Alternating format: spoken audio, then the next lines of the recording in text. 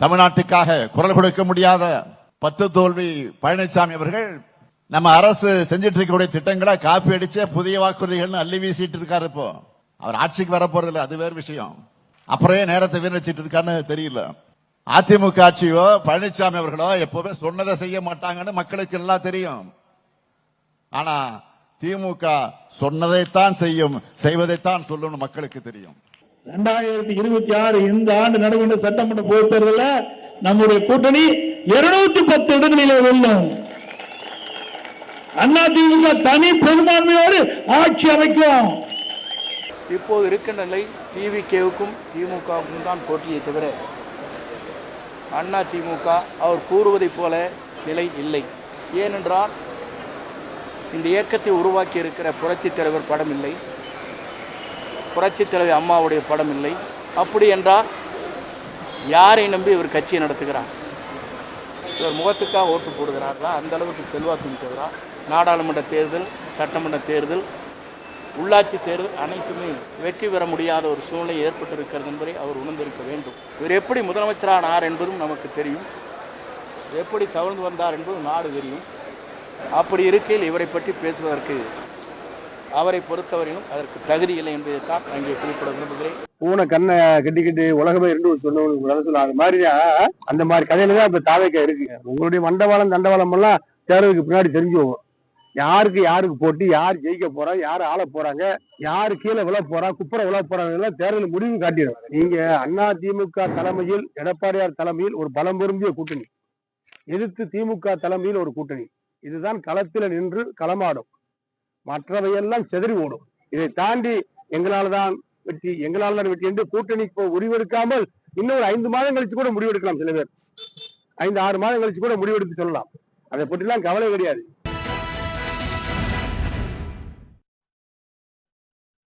வணக்கம். கேள்விக்கலாம் நிகழ்ச்சிக்கு உங்களை வரவேற்கிறோம். இது மக்களின் மேடை.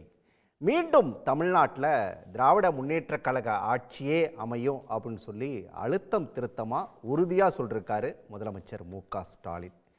எடப்பாடி பழனிசாமியை பொறுத்த வரைக்கும் இதுக்கெல்லாம் பதில் சொல்லலை. ஆனால் அவர் அதற்கு முன்னாடியே சொல்லிட்டு இருக்கக்கூடிய விஷயம் அப்படிங்கிறது 210 தொகுதிகளில் அதிமுக வெல்லும், நாங்கள் தனி மெஜாரிட்டியோட ஆட்சி அமைப்போம் அப்படின்னு சொல்லி எடப்பாடி பழனிசாமி சொல்லிட்டு இருக்காரு.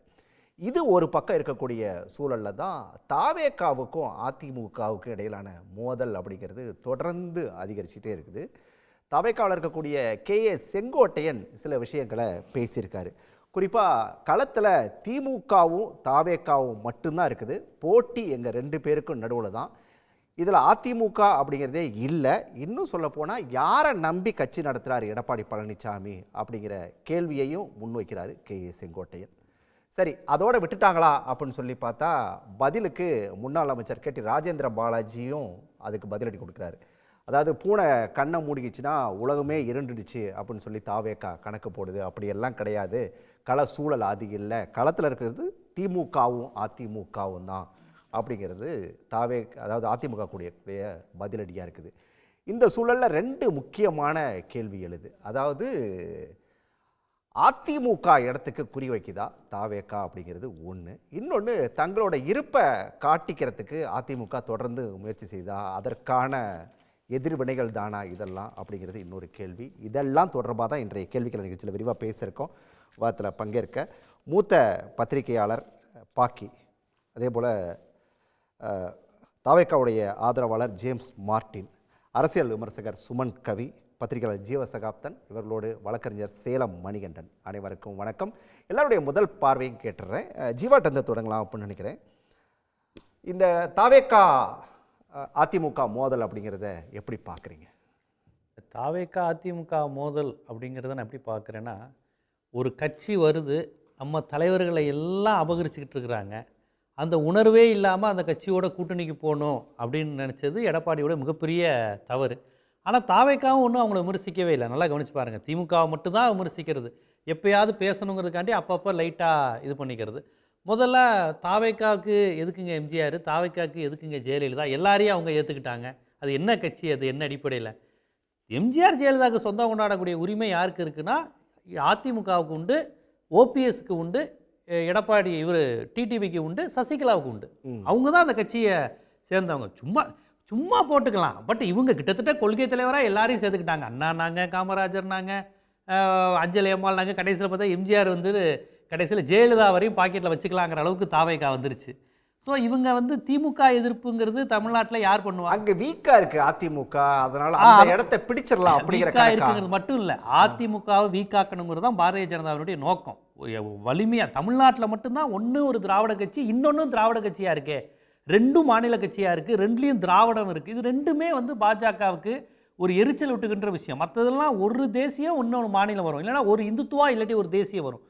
இடதுசாரியாக இருந்தால் கூட தேசியங்கிற கான்செப்டில் வந்துடும். தேசியத்தையும் ஏற்காமல் இந்துத்துவத்தையும் ஏற்காமல் மாநில உணர்வு கொண்ட ஒரு பற்றி இந்தியாவிலேயே ஒரு சிறந்த மாநிலமாக தமிழ்நாடு இருக்குன்னா அது தமிழ்நாடு மட்டும்தான். வேறு எந்த தேசிய கட்சியில் இல்லாத ஒரே மாநிலம் தமிழ்நாடு. அது இன்றைக்கி வரையும் சிறப்பாக இருக்குது. அப்போ இதை வீக்கன் பண்ணணும், அதிமுக உடைக்கணும்னு. அப்போ விஜயும் அந்த வேலையை சிறப்பாக செய்கிறாரு, ஒரு திராவிட கட்சியை ஒழிக்கணும்னு. அதனால் அவர் வெளிப்படையாக வந்து இப்போ சீமான் போன்றவர்கள் பெரியாரை திட்டி கிட்டத்தட்ட ஆர்எஸ்எஸ்னுடைய வேலையை செய்கிறாங்க. பிஜேபிக்காரங்களுக்கு தைரியமாக பெரியாரை திட்ட முடியாது, திட்டினா ஓப்பனாக சொல்லிடுவாங்க உங்களுக்கு பெரியார் பிடிக்காது. அதனால் அந்த வேலையை இன்றைக்கி ஆர்எஸ்எஸ் வந்து சீமானை வச்சு செய்ய வச்சுக்கிட்டு விஜயை வச்சுக்கிட்டு நீ பெரியாரை பிடிக்குங்கிற மாதிரி சும்மா கதை சொல்லு, நீ எதுவுமே பேச வேணாம் பார்த்துக்கலாங்கிற மாதிரி ஒரு கதையை கட்டி பண்ணிக்கிட்டு இருக்கிறாங்க. இன்றைக்கி அவர் பிஜேபியினுடைய ஆள் தான் விஜய் அப்படிங்கிறது அவ்வளோ தெள்ள தெளிவாக தெரியுது. போய் எல்லா எவ்வளோ பெரிய தலைவர்களும் நேரடியாக வந்து ஒரு கருத்தரங்கில் அந்த தனியார் நடத்துகிற ஆங்கில ஊடக கருத்தரங்கு கலந்துக்கிறாங்க. இவருக்கு வந்து வீட்டுக்கு போகிறாங்க, வீட்டுக்கு போய் இவரை பார்த்து பேசுனாங்களாம். அந்த பார்த்து பேசுனவங்களை வந்து இப்போ பேட்டி எடுத்துகிட்டு விஜய் பேட்டி கொடுத்தாருன்னு ஆளுக்கு ஆள் பேசிக்கிட்டு இருக்காங்கன்னா இது எவ்வளோ ஒரு கேவலமான அரசியல் ஜேர்னலிசம் ரெண்டையும் கேவலப்படுத்துகின்ற விஷயம். அவருக்கு விஜய்க்கு வந்து ஒரு இங்கிலீஷ் மீடியாவில் பேச தெரியாமல் இருக்கலாம், அது ஒன்றும் பெரிய தவறு கிடையாது, பேசாமலே இருந்திருக்கலாம். அவருக்கு இங்கிலீஷ் தெரியாமல் இருக்கா, அரசியல் தெரியாமல் இருக்காங்கிறது தெரியல. இங்கிலீஷ் தெரியாமல் இருக்கிறது குற்றம் இல்லை, ஆனால் அரசியலே தெரியாமல் இருக்கிறது மிகப்பெரிய குற்றம். அவருக்கு அது ரெண்டுமே தெரியாமல் இருந்திருக்கலாம். ஆனால் அவரை போய் பார்த்து ஒரு பேட்டி எடுத்து ஒரு பிம்பத்தை உருவாக்க வேண்டிய காரணம் என்ன? இந்த பிம்பங்களை உருவாக்குறதுலாம் பிஜேபி தான். மோடி ஒரு பிம்பம், குஜராத் ஒரு பிம்பம், அடுத்து விஜய் ஒரு பிம்பம். இவங்களெல்லாம் ஒரு பிம்பமாக உருவாக்குற வேலையை வந்து என்றைக்குமே அவங்க செஞ்சுக்கிட்டு இருப்பாங்க. அந்த வகையில் விஜயை வந்து இன்றைக்கி அவர் ஒரு பேட்டி கொடுக்கலன்னு சொல்கிறீங்களே, அவர் ஒரு பேட்டி இங்கிலீஷ் மீடியாலே கொடுத்துட்டாரு அப்படின்னு ஒரு சீன் போடுறதுக்காண்டி இப்படி ஒரு வேலையெல்லாம் பண்ணுறாங்க. அப்போ கன்ஃபார்மாக இவர் வந்து ஒரு பிஜேபி ஆளு தான். இல்லைன்னா பிஜேபி ஆள் இல்லாத ஒருத்தர் ஒரு இங்கிலீஷ் மீடியா பிஜேபி ஆளு அப்படின்னு சொல்லி சொன்னால் அவர் ஏன் அவங்க தரப்பு ஆட்கள் அதிமுக விமர்சிக்கிறாங்கிறது ஒரு கேள்வி வருது. அதை நம்ம அடுத்து யார் அதிமுக விமர்சிக்கிறாங்க? இல்லை செங்கோட்டையன் விமர்சிக்கிறாருல்ல இப்போ அதிமுகவை பற்றி. அவரும் பாஜக நபர் தாங்க. எங்க அதுதாங்க இது வந்து ஒரு சுவாரஸ்யமான விளையாட்டுங்க. அவங்க நோக்கம் இன்னைக்கு திமுகவை தோற்கடிப்பதே கிடையாது. பிஜேபிக்கு அது நல்லா தெரியும் ரிசல்ட் எப்படி வரப்போகுதுன்னு. அவங்களாம் ஒரு ஐடியாலஜியாக இருக்கிறவங்க பாஜக. திமுக அதிமுகவோட ஐடியாலஜியாக இருக்கிற கட்சி வந்து பாஜக தான். அவங்களுக்கு கட்சியில் ஜெயிக்கணுங்கிறது முக்கியம் கிடையாது, ஐடியாலஜிக்கலாக உள்ளே போகணும். அப்போ ஒரு திராவிடத்தை அழிக்கணும், ஒரு அதிமுகவை காலி செய்யணும். அதுக்காண்டி இந்த மாதிரி நபர்கள்லாம் உள்ளே வர்றாங்க. இப்போ செங்கோட்டையனுக்கெல்லாம் என்னங்க தகுதி இருக்குது எடப்பாடியை பேசுறதுக்கு? எடப்பாடியை ஆதரித்து பேச வைக்கிற நிலைமை கொண்டு போய் விட்டார் பாருங்க செங்கோட்டையன் நம்மளை. ஏங்க ஸ்டெர்லைட் விஷயத்தை பற்றி அடுத்து பேசுவோம். நான் மணிகண்டன் போயிட்டு வந்துடுறேன். இல்லை நான் போயிட்டு வரேன். மணிகண்டன் யாரை நம்பி கட்சியை நடத்துறாரு எடப்பாடி பழனிசாமி அப்படின்னு சொல்லி ஒரு காட்டமான கேள்வியை முன் வச்சிருக்காரு கே செங்கோட்டையன். மணிகண்டன், உங்களோட பார்வை என்ன இதில்? சன் நியூஸ் நேயர்களுக்கு என்னுடைய மாலை வணக்கங்க. பழக்கட்சி சம்பத்து, பல்லு போன செங்கோட்டையன், நடக்க முடியாத ஜேசிடி பிரபாகர், தாக்குதல் வேண்டாம், ஆரம்பத்திலேயே ஆரம்பிக்காதீங்க ப்ளீஸ். இவங்களை இழுத்தது தான். அதாவதுங்க, ஒரு காலத்தில் அதிமுக வெளியே தூக்கி போடுற கழிவுகளை சுமந்து அவங்கள பாலிஷ் போட்டு நம்ம திராவிட மிஷினில் போட்டு சுத்தப்படுத்தி திமுக வச்சுக்கோம். திமுகவோட செப்டிக் டேங்க் இப்போ ஃபுல்லாகி போயிட்டதுனால அதிமுக தூக்கி போடுற கழிவுகளை சுமக்கிறவர் யாருன்னா நம்ம பனையூர் பங்குத்தந்தை வந்து இப்போ சுமக்கிறாரு. 41 பேர், அதுலேயும் 11 பச்சிளம் குழந்தைகள் இறந்து போன அந்த கொடூரத்தை பற்றி ஒரு வார்த்தை கூட பொதுவெளியில் வந்து உண்மையான கண்ணீர் விட்டு மன்னிப்பு கேட்காம கிளிசரின் போட்டுக்கிட்டு ஹாலுக்குள்ள கூப்பிட்டு நடிச்சு உலகத்திலேயே இருக்கிறபடி ஒரு கொடூரமான நபரை இந்த உலகம் பார்த்திருக்க மாதிரி. எடப்பாடி பழனிசாமியை கூட அவர் கண்டிச்சிருக்காரு. சார் நான் அதிமுக ஆதரவாளன் ஃப்ரம் தி டே ஒன். 40 இது ஜாலியன் வாலாபாக் கரூர் துன்பியல் சம்பவம் நடந்ததுக்கு தமிழ்நாடு அரசும் காரணம், ஜோசப் விஜயும் காரணம்னு நாள்ல இருந்து சொல்லிட்டு இருக்கிறேன். யாரு சார் கேதம் விசாரிக்கிறதுக்கு, துக்கம் விசாரிக்கிறதுக்கு வீட்டுல கூப்பிட்டு விசாரிக்க சொல்லுவாங்க? அரசியல் நடத்துறதுக்கே ஒரு அடிப்படை இது கிடையாது. அவர் பின்புலம் இருக்கிற சில ஒரு மத அமைப்புகள் தூண்டி விட்டு அதனால ஆரம்பிச்சுக்கிட்டு அரசியல்னா என்னன்னே தெரியாம அவர் போய் அதிமுகவுக்கு வந்து அப்படின்னா முடிச்சிருட்டு அவர் முடிச்சிருட்டு உங்ககிட்ட தான் வர முடிச்சிருட்டு கூட்டணி கூட்டது அரசியல் தெரியாதவங்களா அதை பொது வழியில சொல்லுங்க. முடிச்சிருட்டு அவர் மணிகண்டன் முடிச்சிருட்டு. ஐயா உங்க நேரம் வர்றப்ப பேசுங்க, அமைதியா இருக்கு. உங்க நேரம் வர்றப்ப நீங்க பேசுங்க. இல்ல மணிகண்டன் செங்கோட்டையன் வைக்கிறதுங்கிறது, செங்கோட்டையன் வைக்கக்கூடிய வாதம் அப்படிங்கிறது களத்துல இன்னைக்கு இருக்கிறது அப்படிங்கிறது தாவேகா திமுக இது ரெண்டு தான் இருக்குது. அதிமுக சீன்லயே இல்ல அப்படிங்கறது அவர் வைக்கக்கூடிய வாதமா இருக்குது. அந்த இடத்துக்கு குறி வைக்கிறாங்களா? அதிமுக இடத்துக்கு குறி வைக்கிறாங்களா?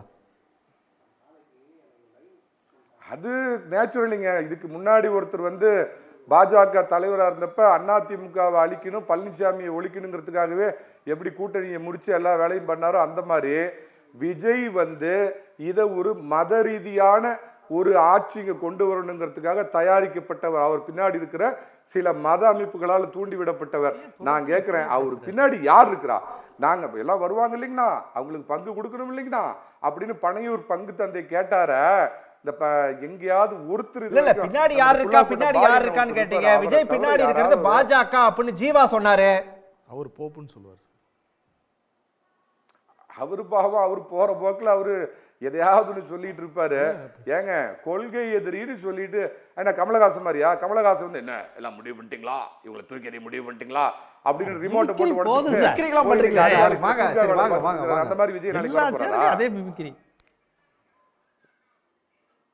ஏங்க விஜய் வந்து அதிமுக தேசிய ஜனநாயக கூட்டணிக்கு வந்து அது லாஸுங்க. திமுகவோட ஓட்டை உடைக்க போறாரு.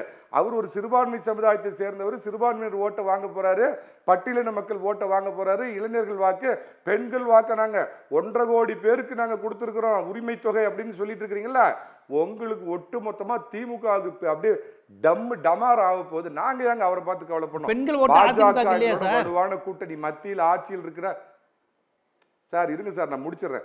பாஜக எங்களோட கூட்டணியில் இருக்குது. ரியல் பாமக, அந்த ரிட்டையர்டு பாமக, பல்லு போனது, சொல்லு போனது, முட்டி போனது, முழங்கால் போனது, நிக்க முடியாத பாமக, டாக்டர் அன்புமணி தலைமையில அது இங்க இருக்கிறாரு. அவரு டாக்டர் போவோம், அவரு விரிச்ச வேலையில அவரே மாட்டிக்கிட்டாரு. எழுதி வச்சுக்குங்க, திரு வி.கே. சசிகலா இந்த கூட்டணி ஆதரிச்சு பேச போறாங்க. பன்னீர்செல்வமும் இந்த கூட்டணிக்கு தான் வரப்போறாரு. பலமான கூட்டணி. திராவிட மாடல் 2.1 அது ஒரு அவசர குணங்க. முதலமைச்சர் எப்படி சொல்லாம அத பத்தி பேசுவோம். அத அடுத்து பேசலாம். ஜேம்ஸ் மார்டின் கேட் வந்தாரு. ஜேம்ஸ் மார்டின் மணிகண்டன் ஒரு பார்வையை முன் வச்சாரு. ரெண்டாவது இந்த பக்கம் இருக்கக்கூடிய அதாவது அதிமுக தரப்புல சொல்லக்கூடியது வந்து பூனை கண்ணை மூடிச்சுன்னா உலகமே இருண்டு போயிருமான்னு தாவேகாவை பார்த்து கேட்கறாங்க. அதாவது கண்ணை மூடினா கண்ணு தெரியாது, அது ஓகே. ஆனா கண்ணு தெரிஞ்சும் மாலக்கண் நோயோட சுத்துறவங்க யார் அப்படின்னா இந்த மாதிரி விமர்சனங்களை வைக்கிறவங்கள தான். ஏன் அப்படின்னா கூட்டணிக்கு வர்றதுக்கு அழைப்பு எடுத்துகிட்டே இருந்தாங்க. அப்போ வரைக்கும் எந்த விமர்சனமும் இல்லை, வாங்க கொடியை செய்யுது எல்லாமே கேட்டுட்டோம், பேசிட்டோம். ஆனால் வர வாய்ப்பே இல்லை. ஒரு நிமிடம் ஒரு ஊழல் கட்சின்னு சொன்னதுக்கு அப்புறமா அவங்களுக்கு அப்போ தான் வந்து அரசியலுங்கிறதே தெரியுதான்னு தெரியல. இல்லை விஜய் அவர்கள் எல்லா சர்வேலையும் குறைந்தபட்சம் இன்றைக்கி வந்து 10-10ன்னு சொல்லிட்டு இருந்தவங்களே இன்றைக்கி பொதுவெளியில் 25% பேசுகிற நிலைமைக்கு வந்ததுக்கப்புறம் நம்ம பின்னால் போயிட்டோம். நமக்கு இன்றைக்கி மக்களுடைய கவனம் தேவை, அரசியலில் நாமும் இருக்கணும்னு காட்டுறதுக்காக எடப்பாடி அவர்களும் அவங்களுடைய கட்சியினரும் பேசுகிறத நம்ம வந்து உணர முடியுது. அதே மாதிரி அவர்களுடைய அவர்கள் கூட்டணி இல்லை, இவர் பேசுறது இல்லை அப்படின்றதெல்லாம் பார்க்கும்போது இவர்கள் பேசி பேசி சிரித்தது தான் அதிகம் மக்கள். அதன் அடிப்படையில் இன்றைக்கி சேர்ந்துருக்க கூட்டணி பாருங்கள் அதிமுக. அதாவது அன்பார்லிமெண்ட்ரி வார்டுனே வச்சுப்பானா அவர் பேசியிருக்கார். டயர் நக்கிகள்னு சொன்னது யார்? அவர் யார்? இந்த கூட்டணிக்கு போகவே மாட்டேன், பொட்டி கொடுக்குறாங்கன்னு சொன்னது யார்? அதே மாதிரி தற்கொலை செய்து கொள்வேனே தவிர அவங்க கூட போக மாட்டேன். அப்போ என்ன அர்த்தம்னா ரொம்ப வந்து பாதிக்கப்பட்டு வேற வழி இல்லை வாழ்க்கையை நடத்தணுன்றவங்க எல்லாரும் சேர்ந்த ஒரு கூட்டணின்னு சொல்லலாம் அதிமுக. அப்படி இருக்கிற ஒரு கூட்டணி அரசியல்ல எப்பவும் ஆனால் இன்னைக்கு வந்து அவர்கள் விமர்சனம் வைக்கிறதுக்கு அந்த இடத்துல இல்லைன்னு சொல்றதுக்கு ஒரு சின்ன உதாரணம் சொல்லிடுறேன். நம்ம கடந்து முடிந்த எம்பி தேர்தலில் பார்த்தீங்க அப்படின்னா பாஜக ஏடிஎம்கே வந்து பார்த்தீங்கன்னா 32 இடத்துல போட்டிட்டு 20% வாக்கு தான் வாங்கியிருக்காங்க எம்பி தேர்தலில். அப்போது ஆல்ரெடி வந்து மூழ்க போகிற கப்பல், அந்த கப்பல் கூட அரசியலில் வந்து விஜய் எதிர்த்து ரொம்ப பேச போகிறதில்லை. ஆனால் அவங்க பேசி அந்த இடத்துக்கு வர பார்க்குறாங்க. போட்டிங்கிறது திமுகவுக்கும் அதிமுகவும் தான். முதல்ல விஜய் அவர்கள் சொன்னது அதுதான், எங்களுக்கு திமுக தான் போட்டி, திமுக எதிர்த்து தான் வரும். திமுகவும் அதை உணர்ந்திருக்கு. நிச்சயமாக வந்து மக்கள் வந்து பேசிக்கிட்டே இருக்காங்க. ரைட், வரேன். பாக்கி மூழ்க போற கப்பலா அதிமுக அவர் குறிப்பிடுறது போல? இன்றைய விவாதத்தில் பார்த்தீங்கன்னா திமுக எதை எதிர்க்கிறது? அதிமுகவை. தாவேகா எதை விமர்சிக்கிறது? அதாவது செங்கோட்டையின் எடுத்துங்களேன், அது மாதிரி அதிமுகவை. அப்படி என்றால் அதிமுக ஒரு வலிமையான சக்தியாக உருவெடுத்திருக்கிறது என்பதுதான் இதனுடைய விளக்கம். யாரை பார்த்து நம்ம பயப்படுவோம், யாரை பார்த்தா நம்ம பதற்றம் அடைந்து பேசுவோம்? அப்போ அதிமுக கன்சாலிடேட் ஆயிடுச்சு. கூட்டணி என்று அமைந்ததோ ஜெல்லாகங்கிறது நம்ம ஊடகத்தில் சில வார்த்தைகள்லாம் கண்டுபிடிச்சிருக்கோம். வார் ரூமு, ஸ்லீப்பர் செல்லு, ஜெல்லாகலை அப்படியே சொல்லிகிட்டே இருக்கணும். அப்படி சொன்னால் தான் சில கட்சியை திருப்திப்படுத்துகிற ஊடகவியலாளர்களும் உண்டு, சில பேரும் உண்டு, அரசியல் விமர்சகர்களும் உண்டு. நான் யாரையும் சொல்ல விரும்பல, அப்படி சொல்லணும். ஆனால் ஜெல்லாயிடுச்சே, 23ஆம் தேதி ஸ்ட்ராங் ஆயிடுச்சே. இன்னும் வரும்னு கூட எதிர்பார்க்கிறோம். வராட்டாலும் பரவாயில்ல, இல்ல யாரும் குறுக்கிட வேண்டாம். நான் வந்து யாருடைய பேச்சிலும் குறுக்கிட மாட்டேன். ஓகே ஓகே, குறித்து கொண்டு பதில் சொல்லுவேன். ரைட், சொல்லுங்க. எந்தில குறுக்கிடுவது யாருக்கும் அந்த வேண்டியதில்லை. அப்போ எல்லாம் ஆயிடுச்சு. அதனுடைய விளைவு பல கட்சிகளுக்கு ஒரு பதற்றத்தை ஏற்படுத்தியிருக்கு. நான் கேட்கிறேன், அப்போ வந்து திமுக கூட்டணியை எதிர்க்கிற அளவுக்கு ஒரு பலமான கூட்டணியை அதிமுக அமைச்சிட்டாங்களா? நிச்சயமாக, அதில் மாற்றுக்கிறது கிடையாது. இப்போ திமுக கூட்டணி அமைச்சாச்சா? தொகுதி பங்கீடு முடிஞ்சு போச்சா? அல்லது வேட்பாளர்கள் தேர்வு இருக்கக்கூடிய கட்சிகள் அப்படியே கூட்டணியில் இருக்குது அப்படிங்கிறது தான் எல்லாருமே சொல்லிட்டு இருக்கக்கூடிய. ஆமா, இப்போ இருக்கிற நாங்க இவங்களும் அதை தானே சொல்லுவாங்க. நான் வந்து அவங்களோட அட்வொகேட் இல்லை, நான் பார்க்குற எதைத்தான் சொல்லுவேன். இவங்களும் எதை சொல்லுவாங்க, யாரும் சொல்லுவாங்க. நாங்கள் இருக்கிற இன்றைய நிலை இதுதானே, எல்லாரும் சொல்லுவோம். இல்லை மாறுன்றீங்களா சார்? அரசியல் எது மாறும் சொல்றதுக்கு ஆரோட சொல்வது, ஜோசியம் சொல்றது வேலை இல்லை. ஆனால் இன்றுள்ள கிவன் சிச்சுவேஷன் நான் ஒன்று சொல்லுவேன். ஆனால் அதில் தான் எனக்கு ஒரு கேள்வி இருக்கு. திராவிட முன்னேற்ற கழகத்து உடன்பிறப்புகள் கிட்ட இருக்கிறதுனா, பாஜகவை நிராகரித்து விட்டு உதறி தள்ளிவிட்டு அனைத்து இந்திய அண்ணா திமுக தனியாக களத்தில் இருந்தபோது, அப்போ ஆஹா நல்ல காரியம் பண்ணியிருக்கேன், மரச்சார்புள்ள தன்மையை காப்பாற்றிட்டேன், திராவிட புரட்சித் தலைவர் எம்ஜிஆர் புரட்சித் தலைவர் வெளியில் வந்துட்டேன் அப்படின்னு வரவேற்கிற மனசு இல்லை இந்த பக்கம் இருக்கிறவங்க. ஆனால் இப்போ மறுபடியும் சேர்ந்துட்டாங்க. பிறகு ஜெல்லாகலன்னு சொல்லி நேரேட்டிவ் செட் பண்ணுறது, தனியாக போக சொல்லுவாங்கள்ல, பயமா எனக்கு ஒன்றும் பயமில்லைன்னு சொல்லி பாட்டு பாடுவாங்கள்ல, அதே மாதிரி. ஸோ நான் என்ன சொல்கிறேன், நான் உடனே நாளைக்கு அதிமுக ஜெயிச்சு 234 இடங்களையும் ஜெயிக்கும் அப்படிலாம் சொல்லலை. ஆனால் ஒரு சேலஞ்ச், ஒரு வலுவான கூட்டணி கட்டமைத்திருக்கிறது, சரியான அரசியல் பாதையில் செல்கிறது. இன்னொரு விஷயம், தாவேக்காவோட கூட்டணி துடிச்சவங்க எல்லாம் அப்படி சார், கூட்டணி அமைவது எல்லாருக்குமே எல்லா ஆசைகளும் உண்டு. இப்போ தேமுதிகவும் பாமக ராமதாஸ் ஐயாவும் எங்க கூட வரணும், புதிய தமிழ் எங்க கூட வரணும்னு திமுக காரங்க இல்லைன்னு சொல்லுங்கள், சொல்ல மாட்டாங்க. எல்லா கட்சியுமே, நான் எந்த கட்சியுமே குறைய சொல்லவில்லை, அரசியலில் இதெல்லாம் சகஜம். சரி, என்னன்னா எந்த சம்பவத்தில் அதை அண்ணா எடப்பாடி பழனிசாமி பேசுகிறாருன்னு கவனிக்கணும். இந்த தகவலை மட்டும் பதிவு செய்கிறேன்.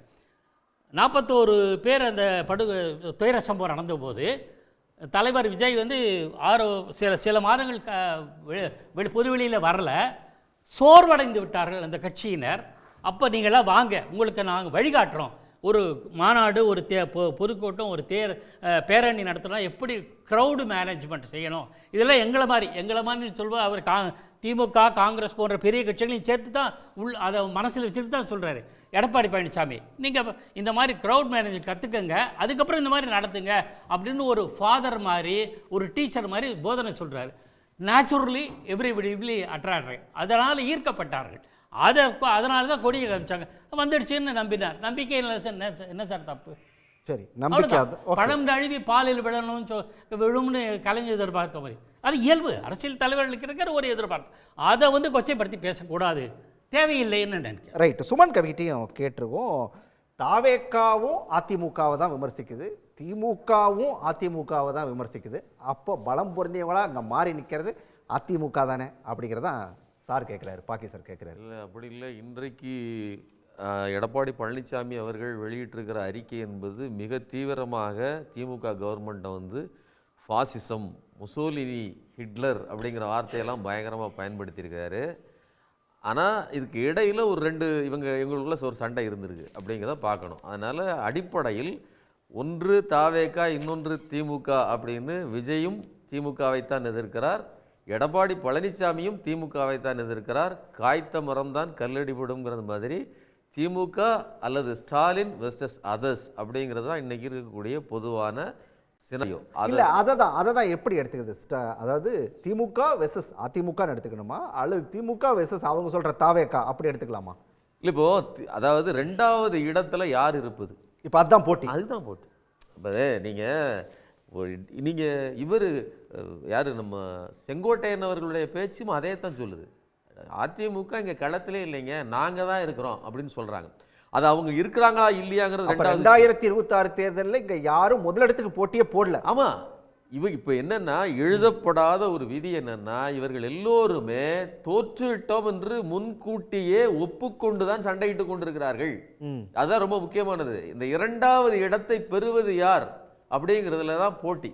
இப்போ இன்னொரு விஷயம், 41 பேர்கள் அதாவது இறந்து போயிருக்காங்க, நீங்கள் என்னன்னு போய் பார்க்கல அப்படின்னு ஒரு விமர்சனத்தை வைக்கிறார் எடப்பாடி பழனிசாமி. ஆனால் அதில் ஒரு அடிப்படை நியாயம், அற உணர்ச்சி இருக்கா நம்ம ஒரு கேள்வி கேட்போம். அதாவது செங்கோட்டையன் கேட்குறது இருக்கட்டும், 41 உயிர்கள் இன்னைக்கு தான் அது நடக்கலை, அது செப்டம்பர் 27ன்னு நினைக்கிறேன் அப்போ நடந்தது. நீங்கள் அதுக்கு அந்த உடனேயே அவருக்கு ஆதரவு கொடுத்தீங்க. அதற்கு உடனேயே ஆதரவு கொடுத்தது மட்டும் இல்லாமல் தொடர்ந்து விஜய்க்கு பக்கபலமாக பாஜகவை சேர்ந்த அண்ணாமலையிலிருந்து நீங்கள் முதற்கொண்டு எல்லோருமே தீவிரமாக அவருக்கு கூட்டணிக்கு வந்துருவாரு ஒரு நம்பிக்கையா இருக்கலாம். இல்லைங்க, நான் என்ன கேட்குறேன்னா, நடந்தது ஒரு குற்றம், ஒரு தவறு, அது உங்களால் தான், விஜயால் தான் நடந்ததுன்னு இன்னைக்கு அழுத்தம் திருத்தமாக பேசுகிற ஒரு குற்றவாளி நேரடியாக உங்களுக்கு தெரியுது. ஒரு குற்ற பின்னாடி ஒரு அழுக்கு எல்லாம், அதாவது தேர்தல் நெருங்கி வருகிற நேரத்தில் இவ்வளோ பெரிய ஒரு கரையில் இருக்கக்கூடிய ஒரு நபரை நீங்கள் ஏன் சேர்க்கணும்? அப்போ அந்த பாப்புலாரிட்டி, எத்தனை பேர் செத்தாலும் பரவாயில்ல, எனக்கு ஒரு கூட்டம் இருக்கு, அது என் கூட வரணும்னு நினைக்கக்கூடியது எவ்வளோ பெரிய ஒரு குரூரமான தன்மை. விஜய் அதில் தப்பிச்சு ஓடி வந்தார், அதில் ப்ரெஸ் மீட் பண்ணலைங்கிறதெல்லாம் வேற விஷயம். எடப்பாடி பழனிசாமியின் இந்த அரசியல் என்பது பச்சையான ஒரு மோசமான செயல் ஒரு பக்கம். இன்னொன்று, எந்த அளவிற்கு பாதிக்கப்பட்ட நபர்களை நேரில் சென்று சந்திக்காமல் மாமல்லபுரத்தில் கூப்பிட்டு ஏசி ரூம் போட்டு அவர்களுக்கு ஆறுதல் சொன்னது என்பது கண்டிக்கத்தக்கதோ? அதை விட பேசியாச்சு, மறுபடியும் உங்களுக்கு கூட்டத்தை அங்க போய் ஒரு கூட்டம் கூட்டினா உங்களால கேரண்டி கொடுக்க முடியுமா இந்த ஆளு அரசுக்கு? முடியாதுல்ல. உங்க நேரத்தில் நான் பேசவே இல்லை. அதை விட மோசமானது, இவர் செங்கோட்டையன் சொன்னது மாதிரி 13 உயிர்கள் குருவியை சுடுவது போல் சுட்டது அப்படிங்கிறாரு. குருவி மட்டும் இல்லை, குருவியை கூட பாயிண்ட் வச்சு சுடுறது இல்லை, இவங்க பாயிண்ட் வச்சு சுட்டாங்க. அந்த பாயிண்ட் வச்சு சுட்டதை கூட நான் இதில் டிவியில் பார்த்தேன்னு கண்டுபிடிச்சிக்கிட்டேன், இப்போ உணர்ந்துக்கிட்டேன்னு சொன்னார். ஸோ இவ்வளவு லெத்தாஜிக்காக பொறுப்பற்று இருந்த நபரைத்தான் நாம் என்ன சொல்லணும்? இப்போ நீங்கள் எல்லாம் நல்லா பாருங்கள், இன்னைக்கு அந்த அறிக்கையில் சொல்கிறாரு ஹிட்லர், முசோலினிங்கிற வார்த்தையை பயன்படுத்துகிறாரு. தன்னுடைய சொந்த நாட்டு மக்கள் தான் ஆண்டுகிட்டு இருக்க போது ஒரு தனியார் ஆலைக்கு எதிராக ஸ்னோலின் வாயிலேயே சுட்டிருக்காங்க. இது பாசிசமா? அல்லது அப்போ நாம் என்ன சொல்கிறோன்னா, ஒரு பக்கம் தாவேக்கா இவர் இந்த மாதிரி போகலைன்னு சொல்லி விமர்சிக்கிறாங்க, இன்னொரு பக்கம் 41 பேர் இறந்தாங்கன்னு சொல்லி இவர் விமர்சிக்கிறார். அப்போ மாற்றி ஒருவர் திட்டிக்குள் என்பது உண்மையை சொல்லுகிறார்கள். அப்போ 2 பேருமே மாற்றி உண்மையை சொல்வதற்கு சமம், அவங்க தெய்வத்துக்கு சமம்னு சொல்லி வடிவேலு சொல்வார்களே, அந்த மாதிரி ஒருவரை ஒருவர் தங்களை விமர்சித்துக் கொள்வதன் மூலமாக எவ்வளவு மோசமான அரசியல் நிகழ்வு இங்கே நடந்து கொண்டிருக்கிறது அப்படிங்கிறது ஒன்று. இன்னொன்று, விஜயை குறித்து ஒன்று சொல்லிடணுங்க. இந்த தனியார் நிகழ்ச்சி நடத்தினாங்க இல்லையா, அதில் முதலமைச்சர் போய் பேசியிருக்கிறாரு, ஆளுங்கட்சியை அதாவது எதிர்கட்சியை சேர்ந்த எடப்பாடி பழனிசாமி போய் பேசியிருக்கிறாரு. ஆனால் புதிதாக வந்த விஜய்க்கு வீட்டில் போய் பேசியிருக்காங்க. சரி, ஒருவேளை வீட்டிலே பேசுனீங்க, ரைட்டு, அதை கூட ஒரு இன்டர்வியூ மாதிரியோ ஒரு பேச்சு மாதிரியோ ஒரு வீடியோவாக எடுத்து கொடுத்துக்கலாமே, அது கூட இல்லைங்க. இதை சொன்னாருன்னு சொல்லி அந்த சீஃப் எடிட்டர் சொல்கிறாரு, அது ஒரு எக்ஸ்க்ளூசிவ் நியூஸு. அப்போ எந்த அளவிற்கு, அதாவது ஜெயலலிதாவை தான் சொல்லுவாங்க, அவங்க ரொம்ப அரகண்டாக ரொம்ப ஒரு டாமினேட்டடாக பேசுவாங்க. ஆனால் அவர் கூட ஒரு ரிப்போர்ட்டர் சொன்னார் என்கிட்ட, அதாவது பெரிய ஒரு பத்திரிகையினுடைய, தமிழ்நாட்டின் நம்பர் 1 பத்திரிகையினுடைய ரிப்போர்ட்டர் சொல்கிறாரு, நாங்கள்லாம் காத்துக்கிட்டு இருப்போம், இந்த NDTV இந்த மாதிரி பெரிய அதாவது நேஷனல் ஊடகங்கள் இருந்துச்சுன்னா உடனே அந்த அம்மா கதவை திறந்து அவர்களுக்கு மட்டும்தான் கூப்பிட்டு பேட்டி கொடுக்கும். அப்போ ஜெயலலிதா கூட 4 வார்த்தை இங்கிலீஷ்ல டக்கு டக்குன்னு பேசின அவ்வளவு மோசம், அதாவது விமர்சிக்கப்பட்டவர் கூட பிரஸ்ஸை சந்தித்தார், பேசி இருக்கிறார். கரண்ட் ஆபத்து என்ன மாதிரி நடந்துன்னு தெரியும். அது நடந்தது சரியா தப்பா இல்லை, ஆனால் பேசினார். ஆனால் விஜய் தான் வீட்டுக்கு கூப்பிட்டு வந்து, விழுப்புரம்ல வெள்ளம் வந்ததா, வீட்டுக்கு வா, நான் உனக்கு சேலையும் துணிமணியும் தரேன், காசு தரேன். செத்து போனாங்களா 40 பேர், வாங்க வீட்டுக்கு வாங்க, காசை கிரெடிட் பண்ணி விடுறேன், என்கிட்ட பேட்டி எடுக்குமா, வீட்டுக்கு வாங்க, எல்லாத்துக்கும் வீட்டுக்கு வாங்க. அறைக்குள்ளேயே உட்காந்துட்டு அரசியல் பண்றாருன்னு செல்லூர்ராஜ் சொன்னதுதான். ஜீவாட்ட நான் போயிட்டு வரேன். ஜீவா, இப்போ வந்து பாக்கி ஒரு விஷயத்த சொன்னாரு, வலுவான கூட்டணியா அதிமுக அமைஞ்சிருச்சா அப்படின்னு சொல்லி கேட்டதுக்கு ஆப்போசிட்ல இருக்குதா அப்படின்னு சொல்லி கேட்டாரு. முதலமைச்சர் சொன்னது அப்படிங்கிறது மீண்டும் திமுக ஆட்சி தான் அமைன்னு சொல்லி முதலமைச்சர் சொன்னது. இப்போ பாக்கி சொல்லக்கூடியது தேர்தல் காலத்தில் எப்போ வேணாலும் எது வேணாலும் மாறலாம், இன்னும் கூட திமுக கூட்டணி கூட ஒரு இதுக்கு வரலை, அது கூட மாறலாம் அப்படிங்கிறத கிட்டத்தட்ட அவர் சொன்ன கருத்து. அதை எப்படி எடுத்துக்கல? அவர்கள் வந்து அதை சமப்படுத்துகிறாங்க, திமுக கூட்டணியும் அதிமுக கூட்டணியும். இந்த கூட்டணி ஏற்கனவே ப்ரூவ் பண்ண கூட்டணி தான். திமுக கூட்டணி ஏற்கனவே அவங்க ப்ரூவ் பண்ணி அங்கே இருக்க இடதுசாரிகள், காங்கிரஸ், விடுதலை சிறுத்தைகள், மறுமலர்ச்சி திராவிட முன்னேற்ற கழகம் எல்லாமே ஒரு கொள்கை அடிப்படையிலையும் ஒன்றா இருக்காங்க ஐடியாலஜிக்கலாக. உடனே காங்கிரஸ் திமுக ஒரே கொள்கையான்னு கேட்கக்கூடாது, அது ஒரு தேசிய கட்சி, ஒரு திராவிட கட்சி. ஆனால் திமுகவும் விடுதலை சிறுத்தைகளும் 100க்கு 100 விழுக்காடு ஒரே சிந்தனை. சிபிஎம்மும் திமுகவும் ஒரு 10% டிஃப்ரெண்ட் இருக்கும். அவங்க முல்லை பெரியாறு தமிழ் ஈழத்தை ஏற்றுக்க மாட்டாங்க. திமுகங்கிறது ஈழம், தமிழ் தேசியம் இதை பேசுகிற கட்சி. இந்த மாதிரி விஷயத்தை தேர்தல் அரசியலை போட்டு குழப்பிக்கக்கூடாது. சிபிஎம் ஏற்றுக்குமா, காங்கிரஸ் ஏற்றுக்குமான்னு. மற்றபடி அவங்க ஆன்டி பிஜேபி அப்படிங்கிற அரசியலில் இன்றைக்கி எல்லா கட்சியிலும் இருக்கிறாங்க. ஆனால் அங்கே இருக்க கட்சிகளுக்கு என்ன அந்த மாதிரியான விஷயங்கள் கிடையாது. ஒரு சந்தர்ப்பத்தின் அடிப்படையில் இணைந்திருக்காங்கிறது எல்லோருக்குமே தெரியும். வன்னியர்களுக்கான 10.5 பற்றி அன்புமணி இதுவரையும் பேசியிருக்காரா? கூட்டணி சேர்ந்ததுக்கப்புறம் எடப்பாடி உத்தரவாதம் கொடுத்துருக்காரா? அங்கே தென் தமிழகத்தில் 68 சமூகங்கள் டிஎன்டி மக்களுக்கு நான் பேசுவேன்னு சொன்ன டிடிவி தினகரன் இப்போ அன்புமணி பக்கத்தில் உட்காந்துட்டு பேச முடியுமா? 10.5 கடந்த தேர்தலில் அந்த 10.5 டிஎன்டியாக தானே பிரச்சனை ஓடிச்சு. இப்போ அன்புமணியும் இருக்காரு, டிடிவி தினகரனும் இருக்காரு. எடப்பாடி 10.5 எடுப்பாரா, டிஎன்டி இடஒதுக்கீடு எடுப்பாரா? எதற்கும் பதில் கிடையாது. டிடிவிட்டையும் பதில் கிடையாது, அன்புமணிட்டையும் பதில் கிடையாது, எடப்பாடிட்டையும் பதில் கிடையாது. அப்போ 10.5 இடஒதுக்கீட்டை நம்பிக்கிட்டு இருக்கிற வன்னியர்கிட்ட போய் இவங்க எதை சொல்லி பேசுவாங்க? போன முறையாவது எடப்பாடி ஏதோ செஞ்சாரு, கடைசி நேரத்தில் தேர்தல் விதிமுறைக்கு வர முன்னாடி ஏதோ செஞ்சாருன்னு இது பண்ணாங்க. அதுவே வன்னியர் மக்களை ஏமாற்ற விஷயம்தான். இப்போ அவங்க அதை கூட செய்ய முடியாது. எடப்பாடி அதையும் பேசலையே. அப்போ வன்னியர், இப்போ வட தமிழகத்தில் அன்புமணிக்கு இருக்கக்கூடிய வன்னியர் ஓட் பேங்க் எப்படி அப்படியே அவர் நம்பிக்கையாக வரும்? காடுவெட்டி குருனுடைய மருமகன் தனியாக கட்சி ஆரம்பித்து அன்புமணியை தோக்கடிப்பது தான் வன்னியர்களின் நோக்கம்னு சொல்லி பிரச்சாரம் செஞ்சுட்டு இருக்காரு வட தமிழகம் முழுவதும். வேல்முருகன் போன்றவர்கள் இங்கே திமுக பக்கம் இருக்கிறாங்க. ஸோ அப்போ அந்த கூட்டணியில் அந்த இது இல்லையே, கடந்த முறை இருந்த நெருக்கம் கூட இப்போ இல்லையே அப்படிங்கிறத நான் கவனிக்கிறேன். இப்போ அவங்க என்ன பேசுவாங்க? பாமக இப்போ என்ன கோரிக்கை வன்னிய மக்கள்கிட்ட என்ன போய் பேசுவாங்க? டிடிவி தினகரன் எதுக்கு கட்சி ஆரம்பித்தார்? எடப்பாடியை கட்சிகிட்ட இருந்து மீட்கணும் அப்படின்னு தான் அவர் கட்சியே எடப்பாடி இருந்து மீட்கணும்னு ஆரம்பிச்சாரு. இப்போ எடப்பாடி தான் முதலமைச்சர் வேட்பாளர்னு அவரால் எங்கெங்க போய் போன்ற சில பத்திரிகையாளர்கள் தான் இந்த ஜெல் ஆகலைன்னு சொல்லிட்டு இருக்காங்க. ஆனா ஆயாச்சுன்னாரு பாக்கி இல்ல, அதுக்கான ரீசன் தான் சொல்றேன் நான், வார்த்தைகளை சொல்ல. இப்ப டிடிவி தினகரன் சேர்ந்த உடனே மாணிக்கராஜான்னு ஒருத்தர் போறாரு. அவர் தான் கோவில்பட்டியில நிக்க வச்சாரு கடந்த முறை. அவ்வளவு வாக்குகள் வாங்கி அதிமுக 23 தொகுதிகள் தோற்கடிப்பதற்கு மாணிக்கராஜா போன்றவர்கள், தேர்போகி பாண்டியன் போன்றவர்கள் தான் காரணம். தேர்போகி பாண்டியன் இன்னும் டிடிவி தான் இருக்கிறாரு. இப்ப மாணிக்கராஜா போன்றவர்கள்லாம் ஒரு பருக்கி உதாரணம் தான். இப்போ அவங்க எப்படி அவங்களாம் திமுகக்கே வந்துட்டாங்க, எங்களால் முடியாது, ஏன்னா எடப்பாடியை ஏற்றுக்கிறதுக்கு நாங்கள் திமுகட்டே வந்துடுறோம்னு வந்துட்டாங்க. அப்போ டிடிவி சேர்ந்தும் அது ஜெல்லாகலைன்னு தானே அர்த்தம். அது மட்டும் இல்லை, இப்போ இங்கே சோளிங்கர் போன்ற வட தமிழகத்தில் கூட டிடிவி ஆட்கள் சில தொகுதியில் குறி வச்சு கேட்குறாங்க. சோளிங்கர் பாமக பெல்ட், ஆனால் டிடிவிக்கும் அங்கே பார்த்திபன் போன்ற ஆட்கள் இருக்கிறாங்க. இப்போ இவங்க வாக்கு கேட்கும்போது, தொகுதி கேட்கும் போதெல்லாம் அந்த மாதிரி பிரச்சனைகள் நிறையா இருக்குது. அதுவும் பாஜக திட்டமே அதிமுக செல்வாக்குள்ளே இடமா பார்த்து நின்று ஜெயிக்கணுங்கிறது தான் திட்டம். இப்போ பார்த்தீங்கன்னா அமமுக இருக்கிறதுனால சிவகங்கை மாவட்டத்தில் தேர்போகி பாண்டியன் போன்றவர்கள் இருப்பது அதிமுகவுக்கு பலம் தான். ஆனால் அமமுக கேண்டிடேட் போட்டால் தான் அது பலம். அதிமுக, அமமுக, பாஜக 3 ஜெல்லானோன்னா அமமுக அவங்களுக்கு இதாகணும். பாஜக அவ்வளோ சீக்கிரம் விடாது. அது கோவில் தலங்கள் எனக்கு வேணும்னு கேட்குது, மேற்கு மண்டலம் கணிசமாக வேணுங்குது. அதிமுக செல்வாக்கான தொகுதி சிக்கல் திமுக கூட்டணியிலையும் வராதா? இப்போ நான் சொன்ன மாதிரி என்ன சிக்கல் இருக்குது? இப்போ நான் சொல்ற திருப்பரங்குன்றங்கிறது அதிமுக கோட்டைங்க, பாஜக குறி வைக்குது. நீங்கள் எழுதி வச்சுக்கோங்க. திருப்பரங்குன்றத்தை வம்புழுக்க போகுது. திருப்பரங்குன்றமாக இருக்கட்டும், அந்த 6 படை வீடுகள்னு இவங்க சொல்லக்கூடிய புனித தலங்கள் எதுவுமே பாஜகவுக்கு சாதகமாக தமிழ்நாட்டில் கிடையாது. இங்கே நீங்கள் நாளைக்கு தைப்பூசம் கொண்டாட போகிறாங்க. தைப்பூசம் கொண்டாடுறவங்க 5 பேரும் பிஜேபிக்கு ஓட்டு போட போகிறாங்க. மேக்ஸிமம் திமுக அதிமுக தான் ஓட்டு போடுறவங்களா இருப்பாங்க. அதனால் இந்த காசி மாதிரி, அங்கே வடக்க மாதிரி இங்கே முருகனை வச்சு ஏதாவது அரசுன்னு எங்களுக்கு 6 படை வீடுகள் வேணும், கோவில் தலங்கள் வேணும்னு கேட்கும்போது அது எல்லாமே அதிமுக ஸ்ட்ராங்கான தொகுதி, ஸ்ரீரங்கம், கும்பகோணம், மேற்கு மண்டலம்னு. ஸோ அந்த மாதிரி பிரச்சனை அதிமுக வெர்சஸ் பாஜக தொகுதிகளில் வரும். சீட்டு வாங்குறது மட்டும் இல்லை, என்ன மாதிரியான இடங்கள் பெறுகிறோங்கிறது இருக்குல்ல, சீட்டு அலாட் பண்ணிடலாம் 20 30. என்ன மாதிரி இடங்கள் பெறதில்ல. பாஜக வந்து கண்டிப்பாக அதிமுகவுக்கு அழுத்தம் தரும். அமமுகவுக்கு வந்து தினகரனால பேட்டி அவர் எப்படி இப்போ ஃபேஸ் பண்ணுவாருங்கிறதே இருக்குது. அவர் பிரச்சாரம் செய்கிறதே பெரிய பிரச்சனையாக இருக்கும். எப்படி தென் மாவட்டத்தில் அது குறிப்பாக முக்குளத்தூர் மத்தியில் அவர் எப்படி வாக்குகளை கேட்பார்?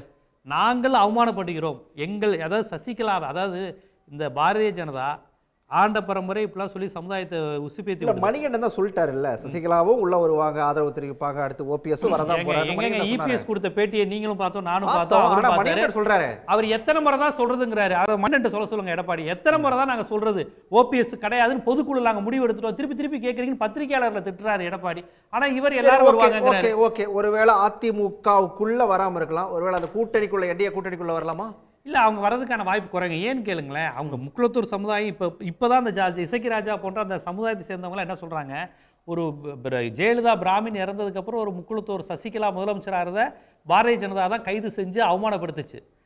தீர்ப்பு எல்லாமே அவமானப்படுத்துச்சு. அடுத்து ஓபிஎஸ்ன்னு சொல்லிக்கிட்டு ஒரு முகமாக இருந்த ஒரு முக்குளத்தூர் முகமாக இருந்தவரை வாட்டர் பாட்டில் வீசி பொதுக்குழுவில் லாய்ட்ஸ் ரோட்டில் நடந்தது அவமானப்படுத்துனீங்க. அடுத்து டிடிவி தினகரனையும் கேசிஸ்ன்னு போட்டு ஒன்றுமில்லாத ஆளுமையாக்கி எடப்பாடி கீழே கட்டுப்படுன்னு சொல்லிட்டீங்க.